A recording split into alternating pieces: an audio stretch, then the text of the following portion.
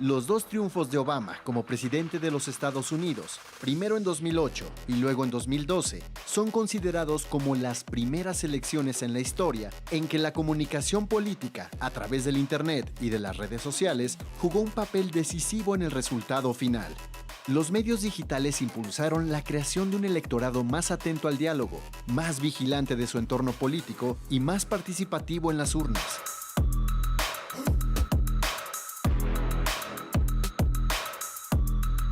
Todo presagiaba que la campaña presidencial de 2016 en Estados Unidos significaría su consolidación como vehículo político. Y así fue, pero no exactamente de la manera esperada. She's supposed to fight all of these different things, and she can't make it 15 feet to her car. Give me a break. En 2016, tanto la inesperada victoria de Donald Trump como el plebiscito que favoreció la salida de la Gran Bretaña de la Unión Europea, el Brexit, confirmaron el papel determinante de las redes sociales en la vida política. Pero, al mismo tiempo, sacaron a la luz estrategias y formas de interacción en línea que destaparon una cara muy poco positiva del entorno político virtual. Give me a break. She's home resting right now. She's getting ready for her next speech, which is going to be about 15 minutes, and it's going to be... Las benditas redes sociales.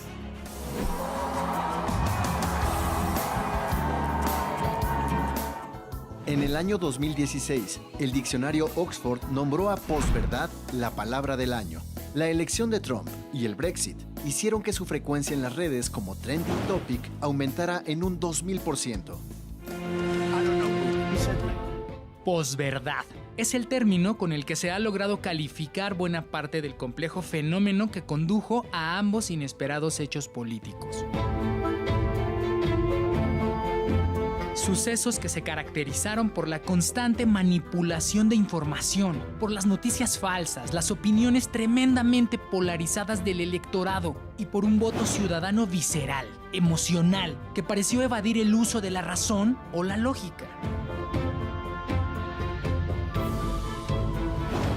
Según el diccionario de la lengua española, la posverdad es una distorsión deliberada de la realidad que manipula creencias y emociones con el fin de influir en la opinión pública y actitudes sociales. Es decir, cuando sustituimos los hechos o los datos verdaderos por otros falsos. O cuando los modificamos o interpretamos engañosamente para manipular a la audiencia, utilizando una fuerte carga emotiva para alejarla del pensamiento crítico y la búsqueda de información veraz.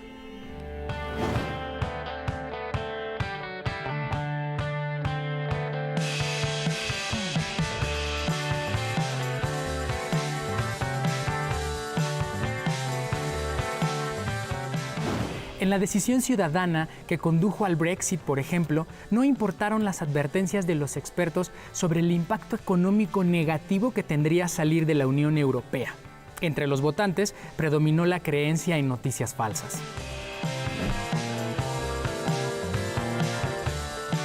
Durante 2016, Boris Johnson, el primer ministro de la Gran Bretaña, fue el principal promotor del Brexit. Let's do this.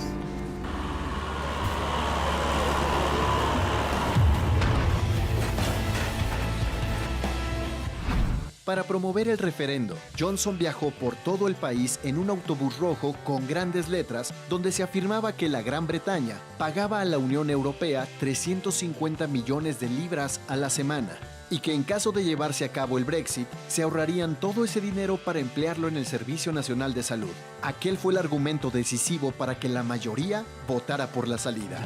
Is Boris Johnson for or against Brexit? Boris Johnson is for Brexit. Does Brexit happen on Friday? Brexit happens on Friday. Definitely. 31st. Suena muy bien, ¿no? Imaginen todo ese dinero para ayudar a la población local. Johnson incluso prometió que con eso se construiría un hospital a la semana. Magnífico, ¿no? Si no fuera porque era una mentira, de principio a fin.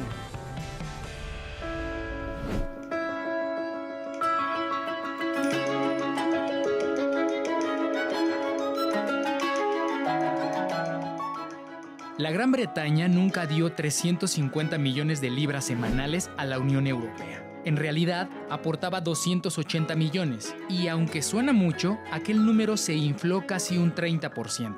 Además, hay que tomar en cuenta que también recibía estímulos económicos y apoyo material a cambio, es decir, no solo era un gasto. It's a disputable piece of advice. His challenge is to prove that is wrong. In the middle of a stormy night, pro-Remain protesters projected their message onto Buckingham Palace. 3 años después, Johnson admitió que aquella cifra era errónea, pero ya era demasiado tarde. La salida de la Gran Bretaña de la Unión Europea estaba en marcha. Whilst Remainers jeering and Brexiteers cheering at the gates, he was driven into Downing Street. Boris Johnson's first address to the nation as Prime Minister. Y bueno, la crisis económica en la que entró la Gran Bretaña después del Brexit no solo impidió que se abonara capital a los fondos del Sistema Nacional de Salud, sino que provocó el desplome de la libra frente al euro, empeorando la situación financiera del sistema británico de salud. £10 billion a year net to Brussels. But the battle bus claimed that Britain sent £350 million. Este es un caso claro en el que para convencer a la ciudadanía, una campaña política sustituyó los hechos reales por unos hechos alternativos.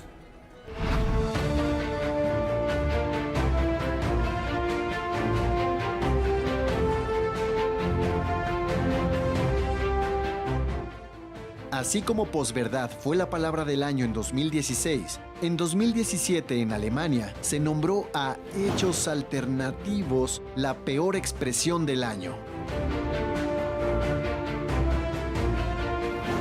La frase fue utilizada por primera vez por Kellyanne Conway, consejera de Trump, para justificar que su administración hubiera dado una cifra comprobablemente errónea sobre el número de asistentes a la toma de protesta del presidente. Afirmaron que habían asistido más de 1 millón de personas, cuando en realidad la cifra no sobrepasaba los 300,000.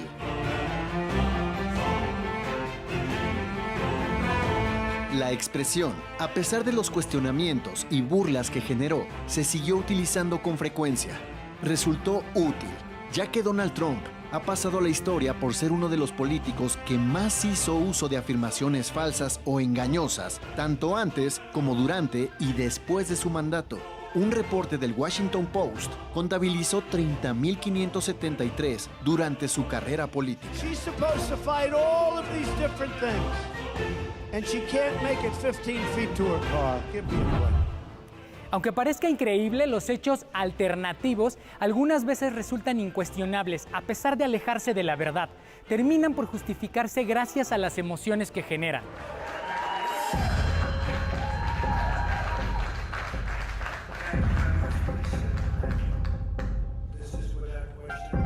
Así ocurrió tanto en el triunfo de Trump como del Brexit. La estrategia en ambos casos fue apelar al sentimiento patriótico y nacionalista de los votantes.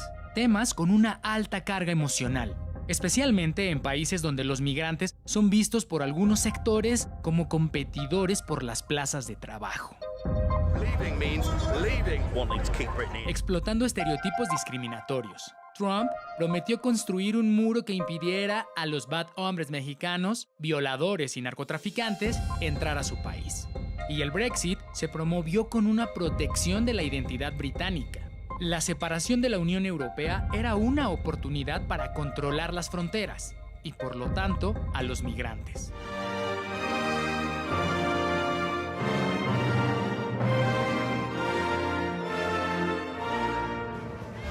Aquellas propuestas tristemente vigorizaron el discurso de odio de grupos pertenecientes a la extrema derecha, con la consecuente polarización de la sociedad y una escalada de violencia.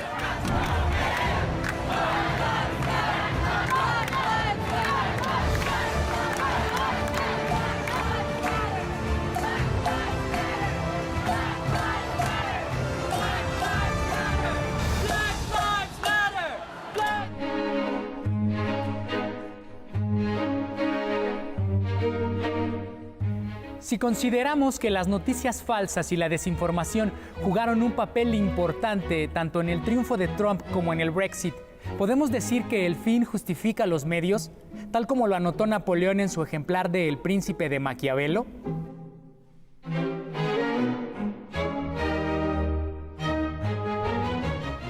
La manipulación de información o el uso de información falsa para justificar actos políticos creando hechos alternativos no es novedad, como ocurrió en la Segunda Guerra del Golfo de 2003 o las supuestas armas de destrucción masiva.